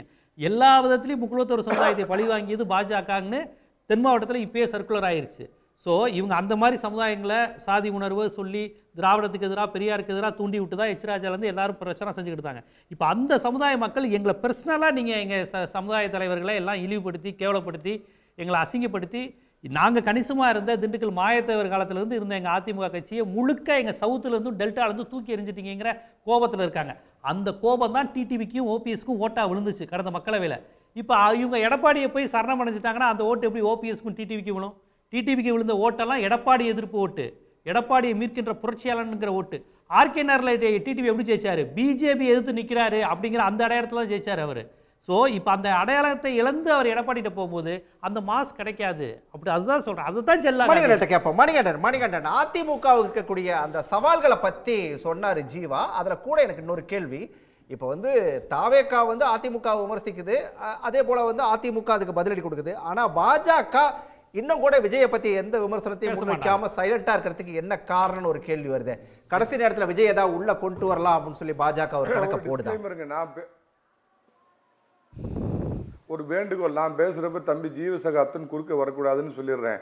10 நாளைக்கு முன்னாடி வரைக்கும் இதே சன் ஸ்டுடியோவில் உட்காந்துட்டு தம்பி ஜீவசகாப்தன் அதிமுக 2ஆ இருக்குது, 4ஆ இருக்குது, 6ஆ இருக்குது, 18ஆ இருக்குது, 36ஆ இருக்குது, 64ஆ இருக்குது, 128ஆ இருக்குதுன்னாரு. இப்போ தினகரன் உள்ளே வந்துட்டாரு. பன்னீர்செல்வம் கட்சிக்குள்ளே வருவார்னு நான் சொல்லலை, நல்லா சொன்னதை உள் வாங்கிக்கங்க. பன்னீர்செல்வம் தேசிய ஜனநாயக கூட்டணியில் இன்னும் 10 நாளுக்குள்ளே வந்து இணைய போகிறாரு. அன்னைக்கு என்னையும் தம்பி ஜீவசகாப்தத்தையும் கூப்பிடுங்க. நம்பர் 1. சேர்ந்ததுக்கு அப்புறம் ராஜா போயிட்டாரு, ராணி போயிட்டாரு, ஜெல்லாவாது, கோந்தாவாது, பேஸ்டாவாது, டேக்கப் ஆகாதுன்னு வழக்கமாக ஏங்க 10 நாளைக்கு முன்னாடி பேசுனது எந்த வாயி? எல்லாம் சேரணும், அதிமுக பலமிழந்து போயிருக்குதுங்க. இப்போ சேர்ந்த உடனே இல்லைங்க அவரு போயிட்டாரு இவரு போயிட்டாரு அதனால அதிமுகவுக்கு ஓட்டு விடுவாரு. பாவம் அவர் சொல்லிட்டு இருக்கு. நான் ஒன்று கேட்குறேன், செல்வ பெருந்தொகை தான் உங்களோட கூட்டணியை கன்ஃபார்ம் பண்ணியிருக்கிறாரு. சோழியை முடிக்கிறேங்க அண்ணன் சோடங்கர் இது வரைக்கும் சொல்லியிருக்கிறாரா? மாவீரன் மாணிக் தாக்கூர் அகில இந்திய காங்கிரஸ் கமிட்டி இன்னைக்கு வரைக்கும் திமுகவோட கூட்டணி தொடருதுன்னு அறிவிச்சிருக்காங்களா? முதல்ல அதுக்கு பதில் சொல்லுங்க உங்ககிட்ட இருந்தல. அவங்களே என்ன சொல்லல. செல்வ பெருந்தகை உங்காலு அவரு சொல்லிக்கிட்டு இருக்கிறாரு உங்க கூட்டணியா இங்க ஜில்லாவில் இன்னும் வைகோ பஞ்சாயத்து இருக்கு, இங்க எல்லாம் முடிஞ்சு போச்சுங்க.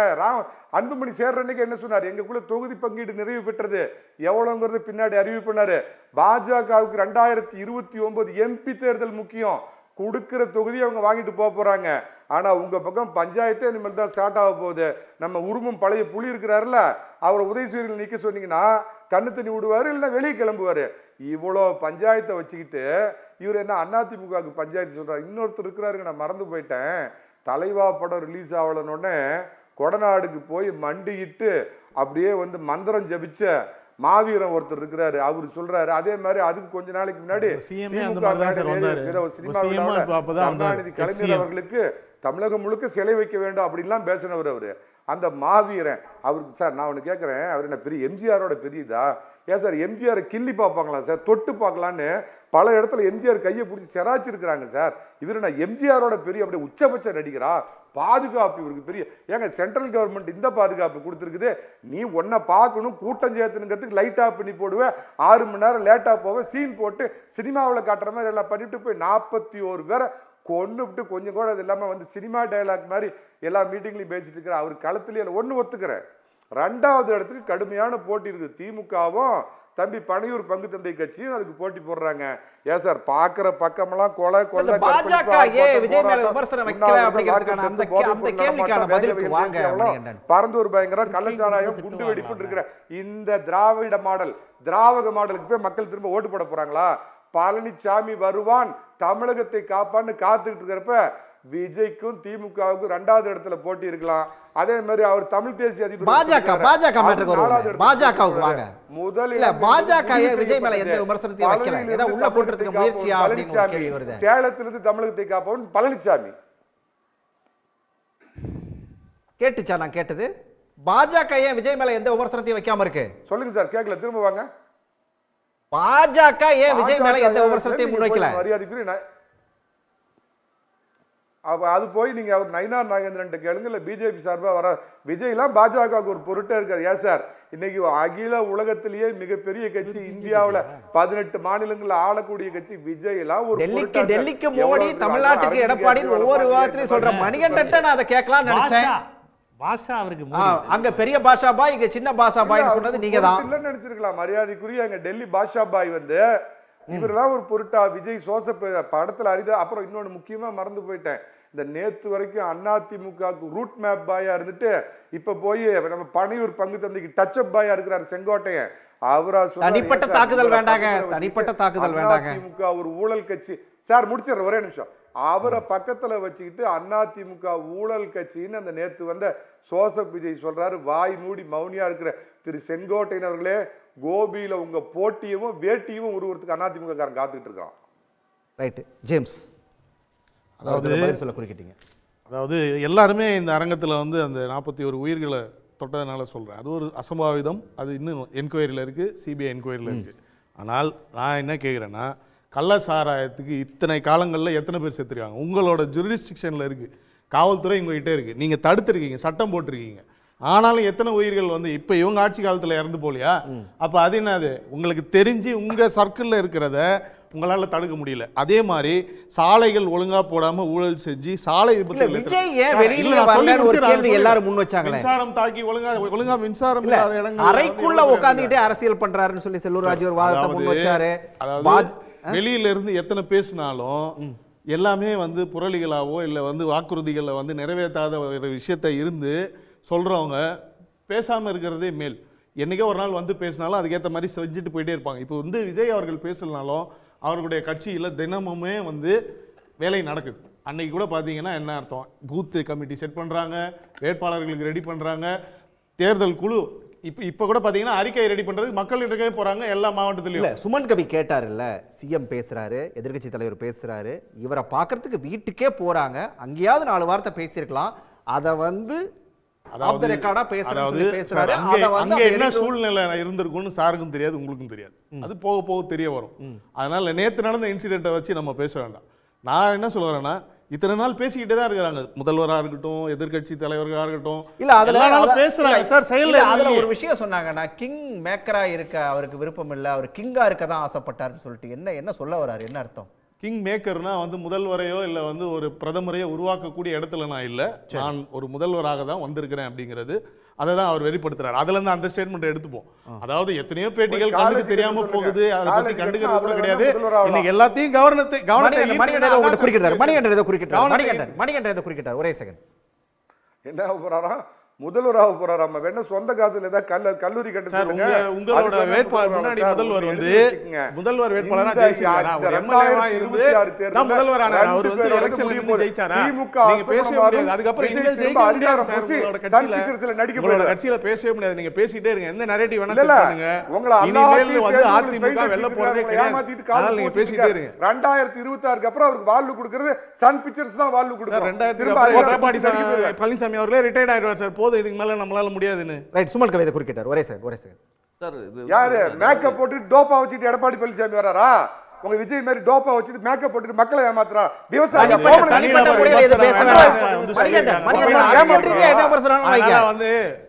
தனிப்பட்ட முறையில யாரையும் விமர்சிக்க மாட்டாங்க. வெளிப்பாடு அப்படிதானே நீங்க அந்த மாதிரி விமர்சனம் வைங்க. குறுக்கிடாதனால எனக்கு அதிகாரம் கிங் மேக்கர் கிடையாது. யாரோட கம்பேர் பண்ற? எடப்பாடி பழனிசாமி 1989 எம்எல்ஏ ஆனப்ப 10 வயசு டவுசர் போடாத பையன் விஜய். சார் அதுக்கு முன்னாடி நிறைய பேர் இல்ல சார், பிறகாமலே இல்ல சார், இருந்திருப்பாங்க இல்ல சார். சார், நீங்க யாரு எப்படியோ பேசுறது பேசிட்டே இருக்க, பழைய புறாங்க பேசிட்டே இருக்கீங்க. அது ஒரு வேண்டாம், 4 அது ஐடி வேண்டாம். ரைடு போனாங்களே உங்களோட பிஜேபி கவர்மெண்ட்லயே உங்க கூட்டணியில், அதை பத்தி பேசுங்க சார். அவரோட வீட்டுக்கு தானே போனாங்க, அவருக்கு தெரிஞ்ச இடத்துக்கு தானே போனாங்க. அதை பத்தி கொஞ்சம் பேசுங்களேன். அவங்க கூட கூட்டணி வச்சிருக்கீங்களா சார்? அவங்க கூட இப்போ கூட்டணி வச்சிருக்கீங்களா? அதனாலதான் கூட்டணி வச்சிருக்கீங்க. அதை பத்தி பேசுங்க கொஞ்சம். அதை பத்தி பேசலாமா சொல்லுங்க. 4 வாட்டி ஐடி ரைடு போனாங்களா இல்லையா உங்களுடைய முன்னாள் முதல்வருடைய சொந்த பந்த இடங்களுக்கு? ஆமாவா இல்லையா? ரொக்கம் வந்து அத பத்தி பேசுவோம் சார். நீங்க ஏன் வந்து பிசிக்கல் லுக்க பத்தி பேசுறீங்க? நீங்க உங்களோட ஏதோ சொல்றீங்க, உங்களோட ஏதோ சொல்லுங்க. சிபிஐ மூலமா வழக்கு மூலமா உங்களோட கட்சி தான் மொத்தமா தமிழக மக்களே வந்து நீங்க வந்து அடிமையா வச்சிருக்கீங்க. ஒரே ஒரு கருத்து. இன்னைக்கு அதிமுக மணிகண்டன் பேசலாம், தொடர்ந்து பேசலாம் வரேன். இன்னைக்கு அதிமுக அவங்க பிளாக்ல டிக்கெட் விட்டுக்கல. இதெல்லாம் ஜனநாயக பணக்காரரோட பண்ணையார இன்னைக்கு அவங்களே ஒருத்தர் அடிச்சுக்கிறாங்க. அதான் உண்மை. Okay okay Suman. இல்ல விஜய் வந்து இப்போ நீங்க சொன்னீங்க இல்லையா, நான் வந்து கிங்கா இருக்க, கிங் மேக்கரா இருக்க மாட்டேன், கிங்கா இருப்பேன். அது விஜய் சொல்லலைங்க. அவரை பார்த்துட்டு வந்து ஒருத்தர் சொன்னாரு, அது ஒரு தகவல். நீங்க நல்லா நாளைக்கு ஒரு இஷ்யூ இதை பத்தி நீங்க ஏதாவது ஒன்று கிளப்புனீங்கன்னா, நாளைக்கு இவரே வந்து உட்கார்ந்துட்டு ஏங்க விஜய் எப்படிங்க இன்னைக்கு சொன்ன எதுங்க சொன்னாங்க, அது அவர் பேரு ராகுல் அவர் சொன்னதுங்க. அது விஜய்ல உங்களுக்கு நீங்க பாத்தீங்களா? எப்படி கேட்பாங்க, நீங்க பாத்தீங்களா? அவர் 2 பேரும் போட்டோல நின்னாங்க. அங்க சூழ்நிலை உங்களுக்கு என்னன்னு தெரியுமா? இப்ப சொல்ற பத்திங்களா, அங்க சூழ்நிலை என்ன? அதாவது முதல்வர் வருவாரு, அவருக்கு சூழ்நிலை அவர் வந்துருவாரு, எதிர்கட்சி தலைவர் வந்துருவாரு, இன்னும் பிற எல்லா தலைவர்களும் வந்துருவாங்க. ஆனா விஜய் வரமாட்டாரு. உள்ள போனா அவர் சொன்னதா ஒரு தகவலை ஒருத்தர் சொல்லுவாங்க. அப்ப எந்த அளவு, நான் தான் சொல்றேன், இது வந்து முதல்ல ஒருவேளை அது நடந்திருந்தாலுமே அதை வெளியிடுவதற்கு இல்லையா விஜய் இதை சொன்னாருன்னு, அதுவே ஊடகாரம் இல்லைங்க. அது வந்து ஒரு மோசமான நிலை.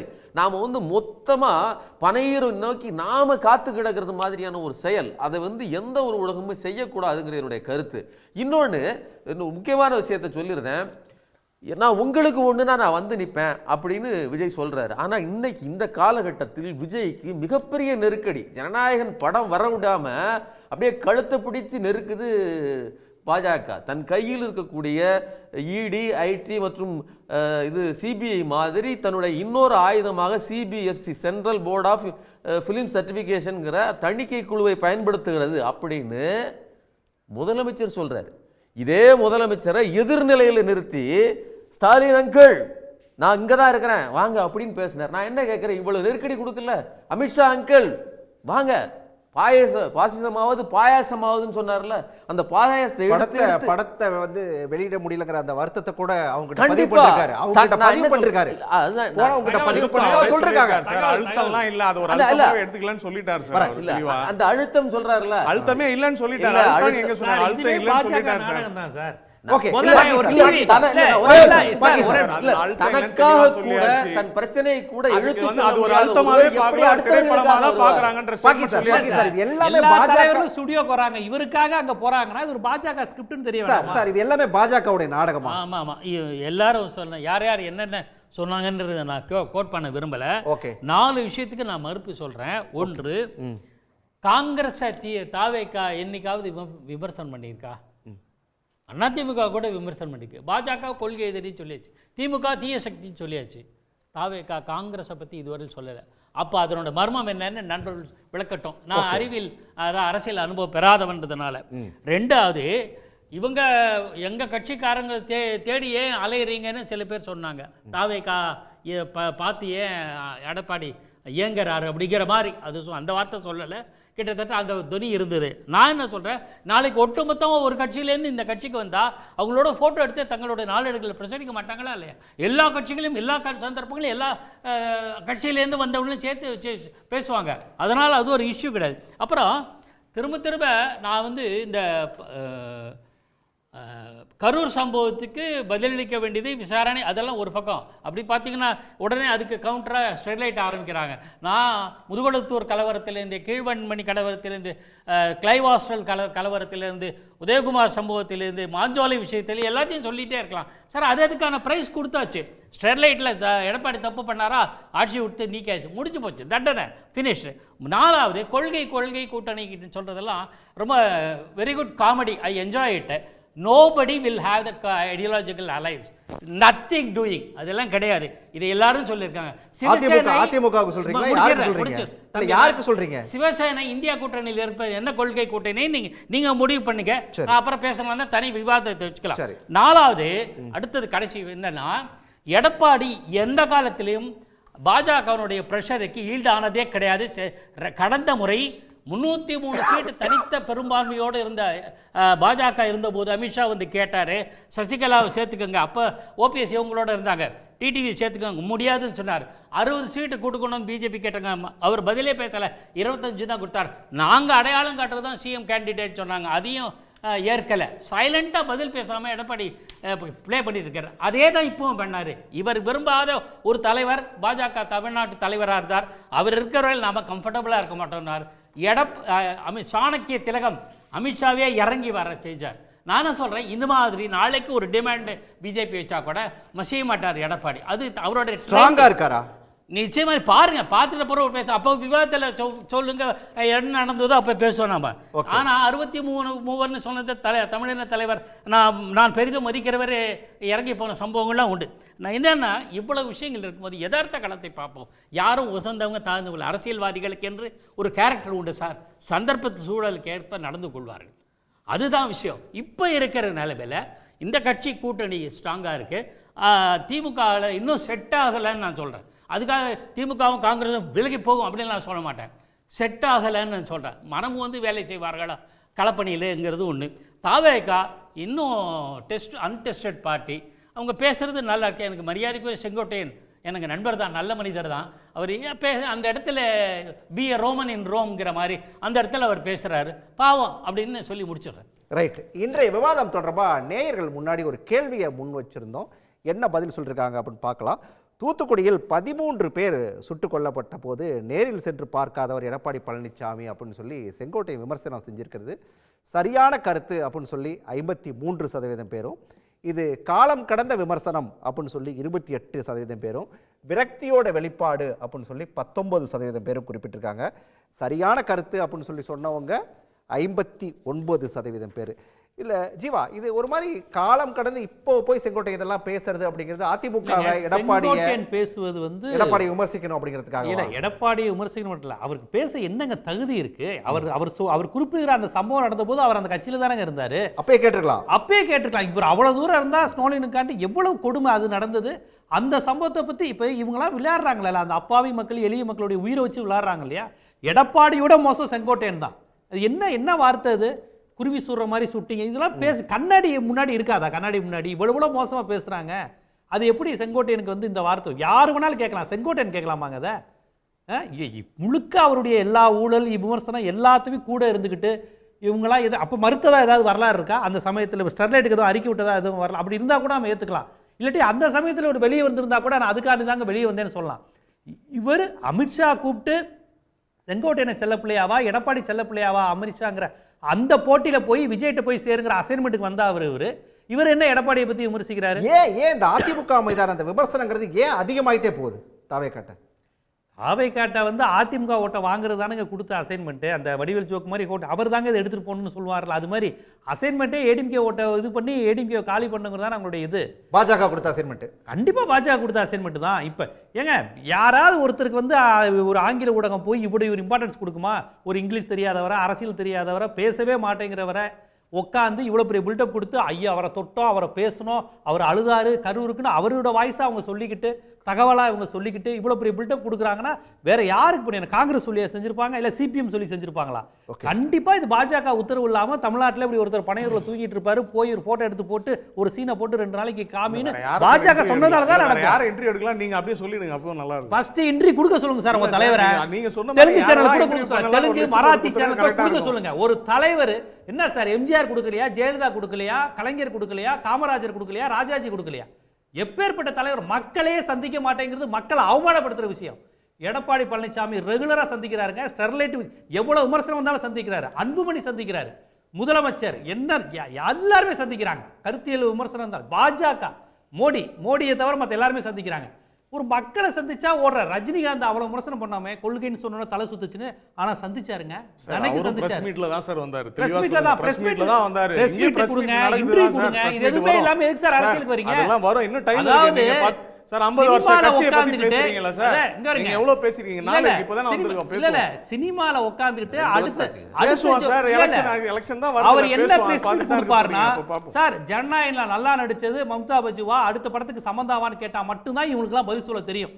லைட்டா வேர்த்தோனா ஆப்பிள் ஜூஸ் குடிக்க தெரியும். இவங்களுக்குலாம் மக்கள் பிரச்சனை தெரியாது சார். திமுக திட்டதான சார் வந்திருக்காங்க, திமுக அழிக்க தானே வந்திருக்காங்க. சார் மக்கள் பிரச்சனை தெரிஞ்சதுனால அரசியலுக்கு வராது. அத புரிஞ்சுக்கோங்க, திருத்திக்கோங்க. பிஜேபி திட்ட மாட்டாங்க. தெரிஞ்சதுனால தான் மக்களுக்காக வந்திருக்காங்க. மக்கள் என்ன வந்தீங்க? என்ன மக்கள் நல்லா இருக்காங்களா? திருப்தியா இருக்காங்களா? பேசுறது கிடையாது. நான் சொல்றேன் இருங்க. நாஞ்சில் 55 வரை மக்களை நீங்க ஏமாத்துனத நான் சொல்றேன் இப்போ.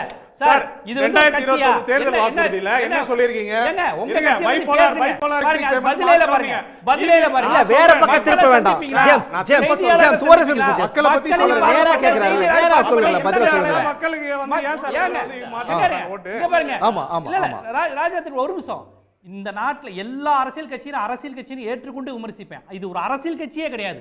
மக்களையும் சந்திக்க மாட்டாங்க, செய்தியாளரும் சந்திக்க மாட்டாங்க, தன்னுடைய கட்சி நிர்வாகிகளும் சந்திக்க மாட்டாங்க, தான் தொண்டை செத்து போனாலும் சந்திக்க மாட்டாங்க. இப்படி ஒரு கட்சி உலக வரலாற்றிலே கிடையாது. ஜேம்ஸ் நேரா பதில் சொல்லுங்களேன். அது அவருடைய இமேஜினேஷன். உங்களோட நீங்க அந்த மாதிரி நேரேஷன் செட் பண்றீங்க. என்ன பேசணும்? நான் என்ன வேற ஸ்டேட்ல இருக்கேன். கட்சி ஆரம்பிச்சதுல இருந்து பேசிட்டே இருக்காங்க. தெளிவா இங்க பாருங்க, தெளிவா சொல்லியாச்சு. திமுக கட்சி எதிர்த்து தான் வந்திருக்கிறோம். ஆமா, அதுக்கான வேலை தானே நடந்துட்டு இருக்கு. அதுக்கு தான் சார் வேலை நடந்துட்டு இருக்கு. ஏன் எலெக்ஷன்ல நிக்க மாட்டான் நான் சொன்னோம்? சொல்லுங்க. அப்ப செய்தியாளரை சந்திக்க மாட்டாங்க. கூட்டணி மாதிரி லெஃப்ட்லயா ரைட்லயா பேசிட்டு இருக்காங்க. தெளிவா எலெக்ஷன் சந்திப்பாரன்னு கேளுங்க. தெளிவா எலெக்ஷன் ஃபேஸ் பண்ணானே வந்திருக்கோம். தேர்தல்ல இது இவ்வளவு நாள் நீங்க வந்து நின்னு இவ்வளவு நாள் இவ்வளவு தூரம் புதுசா ஜீவா கேக்குறாருல்ல, தேர்தலுக்குள்ள ஒரே ஒரு முறை ஒரு பத்திரிகையாளர் சந்திப்பு இருக்குமா? அது எப்படி இருக்காம போகாது? அப்படி ஒரு யூகம் இருக்காம போகாது இல்ல, அதனால இருக்குமா கேக்குறாரு. எடப்பாடி 10 சந்திப்பாரு, ஸ்டாலின் 100 சந்திப்பாரு, ராமதாஸ் சந்திப்பாரு, இவர் சந்திப்பாரா? கேண்டிடேட் அறிவிக்கணும். அதுக்கு அப்புறமா பாத்தீங்கன்னா தேர்தல் அறிக்கை அறிவிக்கணும். அது எல்லாத்துக்கும் சேர்த்து செங்கோட்டையனை சந்திப்பீங்களா சார்? ஒருவேளை பிரஸ் மீட் வச்சுட்டா சார் அதுக்கு அப்புறம் பேச இல்ல. ஜேம்ஸ் சார் தமிழ்நாட்டு மக்களுக்கும் பத்திரிகையாளர்களுக்கும் சாமானிய மக்களுக்கும் விஜய் கிட்ட நிறைய கேள்விகள் இருக்குது. அந்த கேள்விகளுக்கு பதில் வேணும் விஜய் கிட்ட. இது எப்படி சொல்லலாம்? மக்களுக்கு வந்து அவ்வளவு ஏக்கம். ஏன் அப்படின்னா எங்கள் குறைகள் கேட்கப்படுமா, எங்களுடைய கருத்தாக விஜய் அப்படி கூட வச்சுக்கோமே, அப்படி கூட வச்சுக்கோமே. எதிர்பார்ப்பு விஜய்கிட்ட கேட்கறதுக்கு இல்ல, விஜய்கிட்ட கேட்கறதுக்கு என்கிட்ட ஒரு 10 கேள்வி இருக்கு, சுமன் கவிட்ட ஒரு 10 கேள்வி இருக்கு, ஜீவாட் இருக்குது, இவர் பாகிஸ்தான் இருக்குது, மணிகண்டன் இருக்குது, எல்லாத்தையும் கேள்விகள் இருக்குது. தாராளமா சார், காலமும் இருக்கு, காலமும் இருக்கு. அரசியல் வாழ்க்கையில் இன்னைக்கு வரைக்கும் 30 வருஷம் அரசியல் வரலாறுலாம் பேசுறோம். இன்னைக்கு தானே சார் ஆரம்பிச்சிருக்கோம். இந்த தேர்தல் வரலாறு எத்தனை வருஷம் பேச போறோம்னு பாப்போம். ரைட். மணிகண்டன் இன்னும் காலம் இருக்குது எங்களுக்கு பேசுறதுக்கு அப்படின்றதை எப்படி எடுத்துக்கலாம்? இல்லை சார், நான் ஒன்று கேட்குறேன். நான் கொள்கை ரீதியாக மாறுபட்டவன். பிறந்த காலத்துலேருந்து திமுக எதிரி. திரு கருணாநிதி அவர்கள் கூட சின்ன வயசில் சாப்பாட்டுக்கு கஷ்டப்பட்டு அடித்தட்டிலேருந்து கீழ்த்தட்டிலேருந்து வந்தவர். புரட்சி தலைவர் எம்ஜி ராமச்சந்திரன் பார்த்தீங்கன்னா அதே சாப்பாட்டுக்கு வழி இல்லாமல் வயிற்று காஞ்சி போன பசியோடு இருந்து மேல்தட்டுக்கு வந்து இன்றைக்கி அந்த அவ்வளோ பெரிய மக்களை காப்பாற்றினார். சத்துணவு திட்டங்கிற மாதிரிலாம் கொண்டு வந்தார். பான் வித் சில்வர் ஸ்பூனுங்க. கோடி கோடியாக போகிறது சார்ட்டர்ட் ஃப்ளைட். அவர் மக்களோடலாம் போக மாட்டார். இப்போ 1 மணி நேரத்துக்கு 50 லட்ச ரூபா கொடுத்து சார்ட்டர்ட் ஃப்ளைட்டில் தான் போவார், சார்ட்டர்ட் ஃப்ளைட்டில் தான் வருவார். ஒரு அரக்கு மாளிகையில் தன்னந்தனியாக வாழ்ந்து கொண்டு கஷ்டம்னா என்னன்னு தெரியாது, எந்த கஷ்டமும் தெரியாமல் திடீர்னு அப்படியே குதிச்சு உங்களெல்லாம் காப்பாற்ற போகிறேங்க, நான் தமிழகத்தை மீட்க போகிறேன்னா அப்படின்னு பேசிகிட்டு இருக்கிற இவரோட சினிமா நாடகத்தை, சினிமா நடிப்பை தமிழக மக்கள் ஒன்றும் முட்டாள்கள் இல்லை அப்படின்னு ஒன்று சொல்கிறேன்.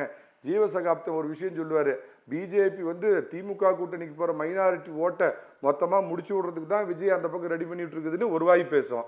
அப்புறம் இங்கே என்னங்கிறாரு, பிஜேபி ரெடி பண்ணி அதிமுக முடிக்கிறதுக்கு தான் செங்கோட்டையனை பேச வைக்குதுங்கிறாரு. ஜீவசகாப்தம் எப்படிலாம் பேசுறாருங்கிறத மக்கள் பார்க்கட்டுங்க. இதில் ஒரே ஒரு விஷயம் சொல்கிறேன். விஜய் திரும்ப அழுத்தம் திருத்தமாக சொல்கிறேன். 2026க்கு அப்புறம் மீண்டும் அரிதாரம் பூச போகிறார். சன் பிக்சர்ஸுக்கு இப்பயோ ஒரு வேண்டுகோள், பாவம் போனா போது புள்ள பொழைச்சிக்கிட்டுன்னு பழையபடி வாய்ப்பு கொடுங்க அப்படின்னு சொல்லிடுறேன். ஒன்று சொல்லிடுறேங்க. இந்த அதிமுக தாவேகா மோதல் அப்படிங்கிறது வந்து இப்ப யாருக்கு இது வந்து பிளஸ்ஸா மாறும்? அதிமுகவுக்கு தாவேகாவுக்கு மோதலா? ஒண்ணுமே இல்ல. அதிமுகவும் திமுகவும் சார் முதல்ல நீங்க புதுசா கிரியேட் பண்றீங்க, நல்ல நேரேட்டிவ் எல்லாம் செட் பண்றீங்க. இல்ல sir there is no fight at all. Sellur Raju simply Sengottaiyan பேசுறாரு சார், செல்லூர் ராஜு பதில் சொல்றாரு சார், ராஜேந்திர பாலாஜி பதில் சொல்றாரு சார், எல்லாரும் மாறி மாறி பேசிட்டு இருக்காங்க சார். எடப்பாடி யாரை பத்தி பேசுறாரு மேடைகள்ல? எடப்பாடி பழனிசாமி பொதுச் செயலாளர் கட்சி. சரி, எல்லாரும் பேசுறாங்க, எல்லாரும் நான் கூட தான் பேசுறேன். அப்ப நானும் தாவேக்காவும் எதிரின்னு சொல்லுவீங்களா? நானும் ஒரு கட்சி விமர்சனம் பண்றேன், அந்த கட்சியை நானும் எதிரின்னு சொல்லுவீங்க? அதெல்லாம் கிடையாது. there is no such 2021 சட்டப்பேரவை அதிமுகவுக்கு தாவேக்காவுக்கு எதுவுமே இல்ல. அதை பத்தி கவலையே கிடையாது சார் உங்களுக்கு. 2021 சட்டப்பேரவை தேர்தலில் அப்போது கட்சியோட புது துணைத் தலைவரான விபி துரைசாமி என்ன ஸ்டேட்மெண்ட் சொன்னார்? there will be a fight between DMK and BJP-னார். இப்போ என்னாச்சு? அதே மாதிரி இப்போ there will be a fight between DMK and TVK நாங்க. நாளைக்கு என்ன ஆகும்? அவ்வளோதான் sir. there will be a fight forever between DMK and ADMK. It has been there for 60 ஆண்டுகளாக. இந்த திமுக அண்ணா திமுக இடையிலான போராட்டம் 1972 அதுதான் இருக்கும். அதுதான் யதார்த்தம், கள யதார்த்தம். ஆக மற்ற கட்சிகள்லாம் பேசுறது நம்ம அழகாக நேரேட்டிவ்லாம் செட் பண்ணி புதுசு புதுசாக நம்மளோட வார்த்தைகள் ஜாலங்களை பயன்படுத்தி சந்தோஷப்படலாமே தவிர யதார்த்தம் என்பதையும் உண்மை என்பதையும் தெரிந்து கொள்ள. சுமன் கவி இது யதார்த்தம் இல்லை, நேரேட்டிவ் செட் பண்ணாதீங்க அப்படின்றாரு. ஒரு சண்டையும் இல்லை, எந்த பிரச்சனையும் இல்லைன்றாரு. இல்லை, அதாவது நீங்கள் முதல்ல இந்த சர்வேனுடைய முடிவு, அந்த கேள்வி கேட்டதனுடைய முடிவை சொல்லியிருந்தேன். அதில் யார் சொன்னாலும் சரி, யார் வாயால் சொன்னாலும் சரி, 13 பேர் சுட்டு கொல்லப்பட்டது அதற்கு பொறுப்பற்ற முறையில் நடந்து கொண்டது என்பது அதிமுக பொதுச் செயலாளர் எடப்பாடி பழனிசாமி, அதுவும் உண்மை. அதே மாதிரி 41 பேர் இறந்த போது அதற்காக கண்டுகொள்ளாமல் ஓடி வந்து பிரஸ் மீட்ல கூட யாற்றையும் பேசாமல் வந்தது என்பது. அப்போ 2 பக்கமே குற்றவாளிகள், 2 பக்கமே குற்றம் இருக்குது, அவர்கள் 2 பேர் மேலேயுமே வந்து கரைகள் இருக்குது அப்படிங்கிறது பட்டவர்த்தனமான உண்மை. இன்னொரு முக்கியமான விஷயம், இங்கே இவங்க சொல்கிறாங்க இல்லையா, அதாவது மூட் ஆஃப் நேஷனோட சர்வே தான் இதுக்கான பதில். 45% திமுக கூட்டணி வெற்றி பெறும், அதாவது வெற்றி பெறும்னு சொல்லியிருக்காங்க. அதே மாதிரி 33% தான் இவர் பெறுறாங்க. விஜய்க்கு, அதாவது விஜய் மற்றும் அதர்ஸ், விஜய்க்கு 15% சொல்லியிருக்காங்க. சரிங்களா? இதில் மூட் ஆஃப் நேஷனோட போன வருஷத்து சர்வே இருக்கு இல்லையா, அதிலிருந்து திமுக குறைவது 2% தான் குறையுது. அதாவது 47 45 தான் வருது.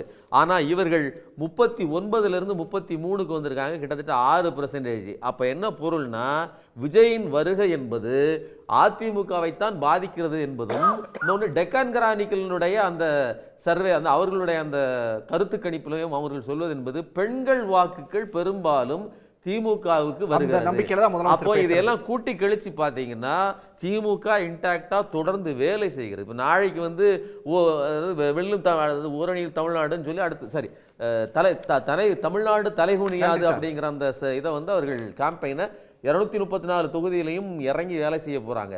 அதை தொடர்ந்து வேலை நடந்துகிட்டே இருக்குது. இவர்கள் இன்னும் கூட்டணியை கூட முடிச்சு சேர்க்கல. அந்த குளறுபடியிலேயே அதிமுக கூட்டணி இருக்குது. நன்றி சார், நன்றி நன்றி நன்றி நன்றி. விவாதத்தில் பங்கேற்ற அனைவருக்கும் நன்றி. மீண்டும் ஒரு நிகழ்ச்சியில் சந்திக்கலாம் நேயர்களே. நன்றி, வணக்கம். உடனுக்குடன் செய்திகளை தெரிந்து கொள்ள சன் நியூஸ் பெல் ஐகானை கிளிக் பண்ணுங்க.